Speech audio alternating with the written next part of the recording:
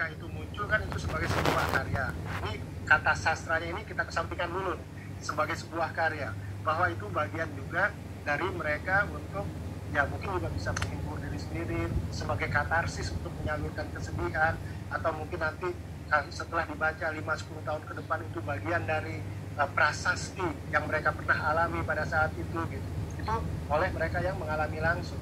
Sementara bagi yang tidak mengalami langsung, tadi misalnya sebagai observer gitu ya, tapi kita terlibat juga di tengah masyarakat itu, seperti kita saat ini, seperti kamu pada saat terjadinya Lapes itu, atau kamu Gabriel Garcia Marquez pada waktu dia mungkin riset tentang corona.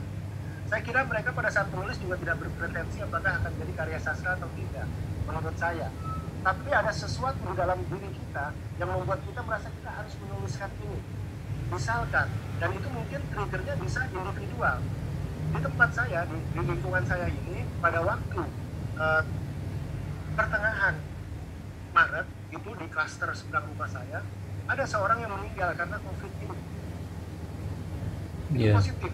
Lalu kemudian, klaster kita semua itu disemprot oleh Brimob, malamnya pakai mobil Brimob, gitu kan. Nah, bagi kita yang mengalami melihat langsung, tiba-tiba kondisinya begitu menegangkan gitu ya. Seperti tadinya kan cuma kita lihat ini di Wuhan, di tempat lain, di TV, sesuatu yang jauh, yang kelihatannya ini nggak akan masuk ke dalam lingkungan hidup saya, lingkungan hidup kita gitu. Kemudian pada satu waktu tertentu setelah bulan Maret berjalan, makin banyak yang kena dan makin orang-orang yang kita kenal makin real gitu ya, tiba-tiba ada di depan mata gitu ya. Makin real, bukan cuma makin real dekat kita, tapi orang yang kita kenal, yang kita pernah berhubungan dengan dia, terus orang ini sekarang jadi korban, meninggal gitu kan. Nah itu kan salah satu trigger, bukan satu-satunya trigger, salah satu trigger yang membuat kenapa ini bisa kita tuliskan seperti itu gitu. Pak Eka. Tapi saya tidak berpretensi bahwa ini akan jadi karya sastra atau tidak, karena tentu juga nanti harus diuji oleh waktu.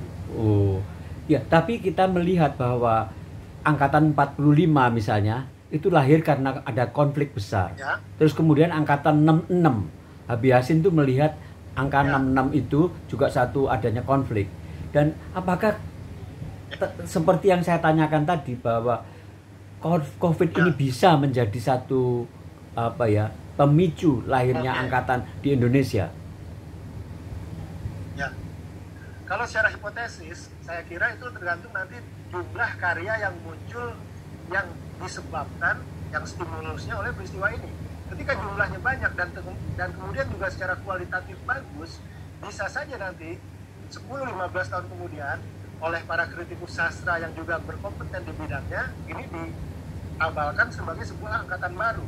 Tapi menurut saya, kalau misalnya kita belum sampai pada jumlah karya yang signifikan, apalagi kualitasnya juga, misalnya saya mau mengaji ke periode awal tahun 2000, Pak Eka, waktu teman-teman dulu masih heboh soal cybernet, sastra cybernet. Ya, kan ingat kan ada puisi cyber segala macam gitu ya, cyber sastra dan kawan-kawan gitu. Itu ada proses self-proclaiming, pendakuan di situ kan pada waktu itu.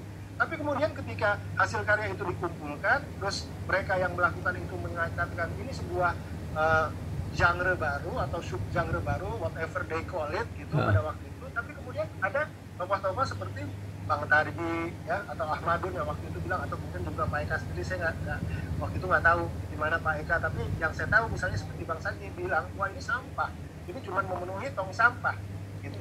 Tapi setelah sekarang 20 tahun sejak awal dari cybernet atau cyber sastra di awal 2000-an, kita bisa lihat bahwa ternyata karya-karya yang di awal itu yang dulu diniatkan untuk menjadi satu genre baru atau sub-genre baru yang sekokoh angkatan 66 atau sekokoh angkatan 45 atau mundur lagi angkatan penjangga baru, ternyata tidak kuat mengalami ujian. Jadi kalau menurut saya itu PR masa depan, Bang. Ya, tapi terima kasih teman.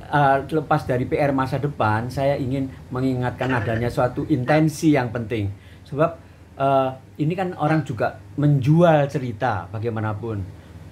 Puisi misalnya ada puisi sampai dibaca 100.000 kali dan sebagainya. Itu kan ada semacam kecenderungan pop. Belakangan ini karya-karya kita yang paling laris bukan karya-karya yang bagus kan. Karya-karya yang segmented dengan pasar yang tepat. Jadi kalau misalnya COVID ini dipasarkan dengan kerangka berpikir bahwa oh nanti tidak ada yang membaca kalau terlalu sadis, tidak ada yang membaca kalau terlalu tidak ada hiburannya. Jadi kita harus memakai konsep hiburan. Saya kira sayang sekali. Ini yang saya sayangkan. Dan ini saatnya yang paling tepat untuk bangsa Indonesia untuk menjadi bangsa yang berani, untuk menjadi bangsa yang dewasa. Terima kasih Pak Akmal. Anda telah membuka cakrawala yang besar sore ini. Terima kasih. Saya setuju.